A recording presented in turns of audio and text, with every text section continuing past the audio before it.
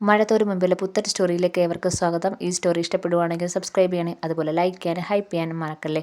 അങ്ങനെ ബാലചന്ദ്രൻ്റെ കോഫിയും കൊണ്ട് കൊടുക്കുമ്പം അലീന ചോദിക്കുന്നുണ്ട്, അച്ഛൻ പോയ കാര്യം എന്തായി?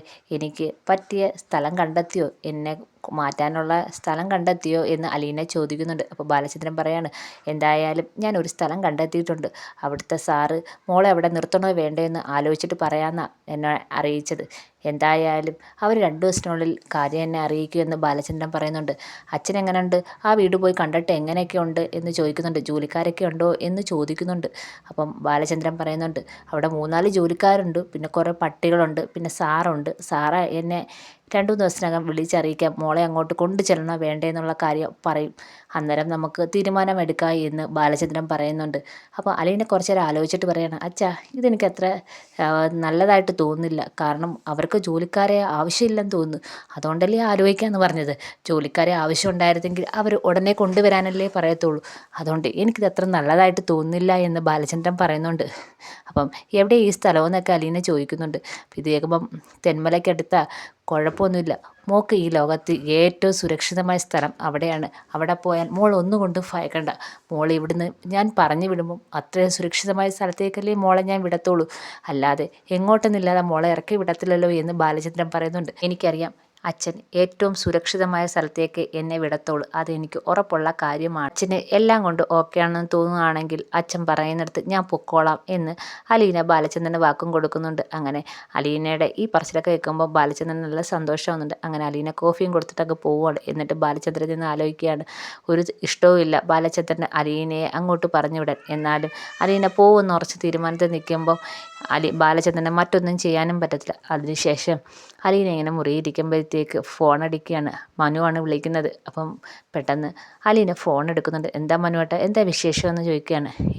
ഒന്നുമില്ല എന്ന് കുറച്ച് സങ്കടത്തോടെ മനു പറയാണ്. എന്താ മനുവേട്ടൻ്റെ സൗണ്ടൊക്കെ വല്ലായിരിക്കുന്നത്? ഒന്നുമില്ല, അങ്കിള് പോയിട്ട് വന്നില്ലേ, ഞാൻ അങ്കിളിനെ വിളിച്ചായിരുന്നു എന്ന് മനു അലീനോട് പറയുന്നുണ്ട്. അപ്പം അച്ഛൻ വന്നു, എനിക്ക് പുതിയ താമസ സ്ഥലം ഒരുക്കിയിട്ട അച്ഛൻ വന്നേക്കുന്നത്. അച്ഛൻ അത് അന്വേഷിക്കാനായിരുന്നു പോയിരുന്നത്. അന്നേരം എനിക്കൊരു സംശയം ഉണ്ടായിരുന്നു. ഇപ്പം വന്നപ്പോൾ അച്ഛൻ പറഞ്ഞിട്ടുണ്ട്, അച്ഛൻ അറിയാവുന്നവരടുത്ത് എന്നെ ആക്കാൻ സുരക്ഷിതമായൊരു സ്ഥലം ഉണ്ടെന്ന്. അങ്ങോട്ട് ആക്കാനായിട്ട് അച്ഛൻ അവരുടെ അടുത്ത് ചോദിച്ചിട്ടുണ്ട്. അപ്പോൾ 2 ദിവസത്തിനകം മറുപടി പറയാമെന്ന് അച്ഛനോട് പറഞ്ഞത് എന്നുള്ള കാര്യം അലീന മനുവിനോട് പറയുന്നുണ്ട്. അപ്പം മനു ഭയങ്കര സങ്കടത്തോടെ ഇരിക്കുകയാണ്. അപ്പം അവർ അലീനയെ അങ്ങോട്ട് ചെല്ലാൻ പറഞ്ഞാൽ നീ പോകുമോ എന്ന് ചോദിക്കുന്നുണ്ട്. തീർച്ചയായും, അച്ഛൻ കണ്ടെത്തിയ സ്ഥലമല്ലേ, അത്ര സുരക്ഷിതമായ സ്ഥലമായിരിക്കും. അതുകൊണ്ട് ഞാൻ പോവുക തന്നെ ചെയ്യും. ഞാൻ ഇവിടുന്ന് പോയാലേ ഫൈജ മാഡം തിരിച്ചു വരത്തുള്ളൂ. ഞാൻ പോയാലേ അവർക്ക് നല്ലൊരു കുടുംബവും ജീവിതം കിട്ടത്തുള്ളൂ. അല്ലാതെ എന്നും ഇങ്ങനെ പ്രശ്നവും അടിയുമായിട്ട് നിൽക്കാൻ പറ്റത്തില്ല. ഞാനിവിടെ ഉണ്ടെങ്കിൽ മാഡം ഇങ്ങോട്ട് വരുത്തുമില്ല. അപ്പം ഞാനിവിടുന്ന് പോകുന്നതാണ് നല്ലതെന്ന് അലീന മനുവിനോട് പറയുന്നുണ്ട്. അപ്പം മനു ഇങ്ങനെ സങ്കടത്തോടെ ഇങ്ങനെ അലീനയോട് ചോദിക്കുന്നുണ്ട്, അപ്പം നീ ഉറപ്പായിട്ടും പോകും ഇല്ലേ എന്ന് ചോദിക്കുന്നുണ്ട്. അതെ, ഞാൻ പോവും മനുവേട്ടാ. അപ്പം സങ്കടത്തോടെ മനു വീണ്ടും പറയുക, അപ്പം എന്നിൽ നിന്ന് നീ അകന്നു പോകുന്ന പോലെ എനിക്കൊരു തോന്നലുണ്ടാവുന്നുണ്ട്. ഒരിക്കലില്ല, ഞാൻ അടുത്ത് തന്നെ ഉണ്ടെന്ന് അലീന തിരിച്ച് പറയുന്നുണ്ട്. ഇത് കേൾക്കുമ്പോഴത്തേക്ക് മനുവിന് വലിയ സങ്കടം വരുന്നുണ്ട്. മനുവേട്ടൻ എപ്പോഴും എൻ്റെ മനസ്സിൽ തന്നെ കാണും. ഇവിടുന്ന് പോയാലും കൊല്ലപ്പള്ളിക്കാരും നെടുമ്പുരക്കാരും എല്ലാവരും എൻ്റെ മനസ്സിൽ തന്നെ ഉണ്ടാവും. ആരെയും അങ്ങനെ എൻ്റെ മനസ്സിൽ നിന്ന് മാറ്റാൻ പറ്റത്തില്ലല്ലോ. അത് മനുവേട്ടന് നന്നായിട്ട് അറിയാലോ എന്ന് അലീന കുറച്ച് സങ്കടത്തോടെ മനുവിനോട് ചോദിക്കുന്നുണ്ട്. സങ്കടമൊക്കെ ഉണ്ട്, എന്നാലും എനിക്ക് ഇവിടെ വിട്ട് പോവാതിരിക്കാൻ പറ്റത്തില്ല.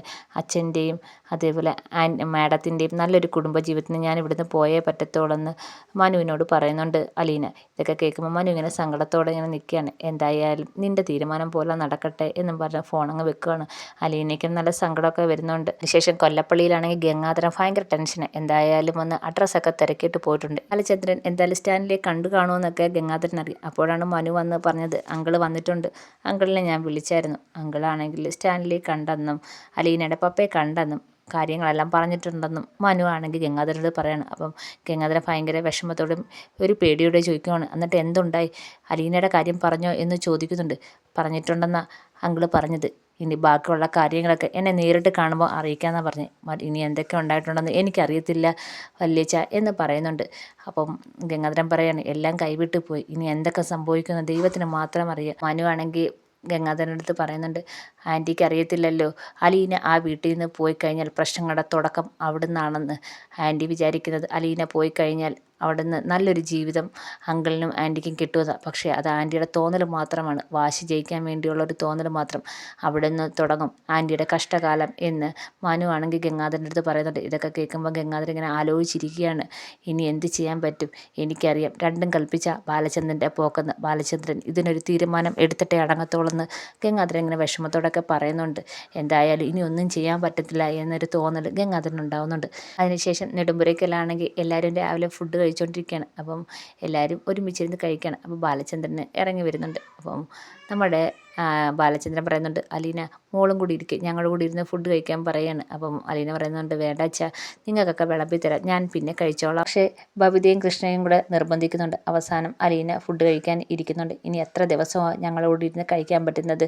അത് കഴിഞ്ഞാൽ ചേച്ചി ഇവിടെ നിന്ന് പോകത്തില്ലേ എന്ന് ബബിത പറയുന്നുണ്ട്. ഇത് കേൾക്കുമ്പോൾ അലീനയ്ക്ക് നല്ല വിഷമാവുന്നുണ്ട്. അപ്പം ചേച്ചിക്ക് ഇവിടുന്ന് പോവാതിരുന്നൂടെ എന്ന് കൃഷ്ണൻ ചോദിക്കുന്നുണ്ട്. അത് പറ്റത്തില്ല മോളെ, ഞാൻ ഇവിടുന്ന് പോയേ പറ്റൂ. ഞാനിവിടുന്ന് പോയി കഴിഞ്ഞാൽ മാഡം തിരിച്ചു വരും.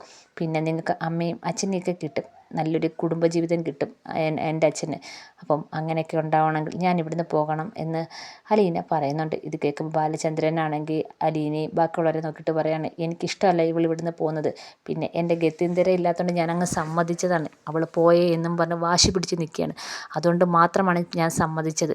അപ്പം ബബിതയാണെങ്കിൽ അലീനയെ നോക്കിയിട്ട് വീണ്ടും ചോദിക്കുന്നുണ്ട്, ചേച്ചിക്ക് പോവാതിരുന്നൂടെ ചേച്ചി? ചേച്ചിക്ക് ഇവിടെ നിന്നൂടെ എന്നൊക്കെ ചോദിക്കുന്നുണ്ട്. ഇല്ല മോളെ, പോകണം എന്ന് ഉറപ്പിച്ച് തന്നെ അലീനയും തിരിച്ച് പറയുന്നുണ്ട്. ഇത് കേൾക്കുമ്പോൾ കൃഷ്ണമോള് പറയുക, ചേച്ചി ഞങ്ങളെയൊക്കെ മറക്കുമോ എന്ന് ചോദിക്കുന്നുണ്ട്. അങ്ങനെയൊന്നും നിങ്ങളെ എനിക്ക് മറക്കാൻ പറ്റത്തില്ല എന്ന് അലീനയും പറയുന്നുണ്ട്. അതൊക്കെ ചുമ്മാതാ ചേച്ചി, അവിടെ ചെന്ന് അവരുമായിട്ട് കുറച്ച് ദിവസമൊക്കെ നിന്ന് പെട്ടെന്ന് തന്നെ അവരുമായിട്ടൊക്കെ അടുക്കും. അപ്പം ഞങ്ങളെയൊക്കെ ചേച്ചി മറന്നു പോകുമെന്ന് ബബിത പറയുന്നുണ്ട്. ഇത് കേൾക്കുമ്പോൾ അലീന പറയാണ്, ഒരിക്കലും ഇല്ല, ഈ ജീവിതത്തിൽ നിങ്ങളെ ഒരിക്കലും എനിക്ക് മറക്കാൻ പറ്റത്തില്ല. നിങ്ങൾ എൻ്റെ കൂടപ്പിറപ്പുകളാണ്, ഒരിക്കലും ഞാൻ മറക്കത്തില്ല എന്ന് ഭയങ്കര സങ്കടത്തോടെ അലീന പറയുന്നുണ്ട്. എൻ്റെ ജീവൻ്റെ ഒരു ഭാഗമാണെന്നൊക്കെ പറയുന്നുണ്ട് അലീന. ഇതൊക്കെ കേൾക്കുമ്പോൾ എല്ലാവർക്കും നല്ല സങ്കടമാവുന്നുണ്ട്. ഉടനെ കൃഷ്ണമോള് തിരിച്ചു ചോദിക്കുകയാണ്, അല്ലെങ്കിലും ചേച്ചിക്ക് ഇവിടെ ഓർത്തിരിക്കാൻ എന്ത് ഓർമ്മകളാണുള്ളത്? ഏതെങ്കിലും നല്ല ഓർമ്മകളുണ്ടോ ചേച്ചിക്ക് ഓർത്തിരിക്കാൻ? എന്നും വഴക്കും പ്രശ്നങ്ങളും മാത്രമേ ഉള്ളൂ ചേച്ചിക്ക് ഇവിടെ ഓർത്തിരിക്കാൻ. അതുകൊണ്ട് നമ്മളെയൊക്കെ പെട്ടെന്ന് മറന്നാലും കുറ്റം പറയാൻ പറ്റത്തില്ല എന്ന് കൃഷ്ണ പറയുന്നുണ്ട്. ഇത് കേൾക്കുമ്പോൾ അലീന പറയാണ്, ഇനി വഴക്കായാലും അടിയായാലും എനിക്ക് നിങ്ങളെ ഒരിക്കലും മറക്കാൻ പറ്റത്തില്ല. അപ്പം നിങ്ങളെല്ലാവരും സ്നേഹിച്ച് എൻ്റെ കൂടെ നിൽക്കുന്നില്ലേ, ആ ഓർമ്മകൾ മാത്രം മതി എനിക്ക് ജീവിക്കാൻ എന്നും പറയാണ്. ഭയങ്കര സങ്കടത്തോടെയാണ് ഇതൊക്കെ പറയുന്നത്. അതിനുശേഷം എല്ലാവരും കോളേജിലൊക്കെ പോകാനായിട്ട് റെഡിയാവുകയാണ്. അങ്ങനെ ബബിതയും കോളേജിൽ പോകാൻ ഇറങ്ങിയാണ്. അപ്പം ഇറങ്ങാൻ നേരത്ത് അലീനയും പുറത്തോട്ട് വരുന്നുണ്ട്, സിറ്റ് ഔട്ടിലേക്ക് വരുന്നുണ്ട്. ബബിത ഇറങ്ങാൻ നേരത്ത് അലീനെ കെട്ടിപ്പിടിച്ചൊരു ഉമ്മ കൊടുക്കുന്നുണ്ട്. ഇത് കാണുമ്പോഴത്തേക്ക് അലീന ഇങ്ങനെ ഞെട്ടി നിൽക്കുകയാണ്. എന്നിട്ട് ഭയങ്കര സന്തോഷത്തോടെ ബബിത അങ്ങ് പോവുകയാണ്. ഇത് കാണുന്ന അലീനയ്ക്ക് ഭയങ്കര സന്തോഷമാവുന്നുണ്ട്. ഒരിക്കലും ബബിത തന്നോട് ഇത്രയൊരു സ്നേഹം കാണിക്കുമെന്ന് അലീന സ്വപ്നത്തിൽ പോലും വിചാരിച്ചില്ല. അങ്ങനെ ബബിത പോവുകയാണ്. അപ്പോൾ ബബിത പോകുന്ന കാണുമ്പോൾ ഒരു സങ്കടമൊക്കെ വരുന്നുണ്ട്. തൻ്റെ അനിയത്തിയും അനിയന്മാരെ ഒക്കെ നഷ്ടപ്പെടാൻ പോവില്ലേ എന്നുള്ളൊരു സങ്കടവും അലീനയ്ക്കുണ്ട്. ബബിത തനിക്ക് ഉമ്മ തന്നപ്പം അറിയാതെ അലീനയുടെ കണ്ണ് നിറയുന്നുണ്ട്. ഇതൊക്കെ കണ്ട് ഭയങ്കര സന്തോഷത്തോടെ അലീന ഇങ്ങനെ നിൽക്കുകയാണ്. അങ്ങനെ ബബിത യാത്ര പറഞ്ഞ് കോളേജിലേക്ക് പോവുകയാണ്.